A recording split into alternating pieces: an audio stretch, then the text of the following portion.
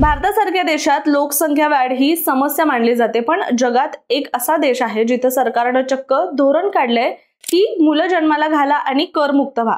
तर या देशाचं नाव आहे ग्रीस. ग्रीसची लोकसंख्या कमी होत असल्यानं या देशाचे पंतप्रधान किरियाकोस मित्सोटाकिस यांनी तर इथल्या जनतेला चक्क ऑफर दिली आहे, जी तब्बल 1.6 अब्ज युरोची आहे.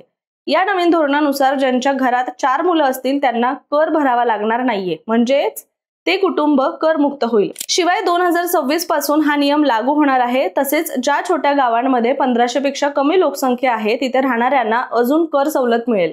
सरकार म्हणतंय की या सवलतीमुळे होणारा तोटा सरकार स्वतः भरून काढतील.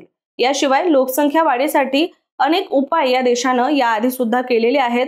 ग्रीसचे पंतप्रधान यांनी घटणाऱ्या लोकसंख्येला राष्ट्रीय धोका असंही म्हटलंय आणि म्हणूनच तब्बल 1.6 अब्ज युरोचं पॅकेजची ऑफर त्यांनी जनतेला दिली आहे. थोडक्यात काय तर ग्रीस सरकार हे लोकांना थेट सांगते की मुलं जन्माला घाला आणि करमुक्त व्हा. मात्र तुम्हाला याबद्दल काय वाटतंय आम्हाला कमेंट करून नक्की सांगा.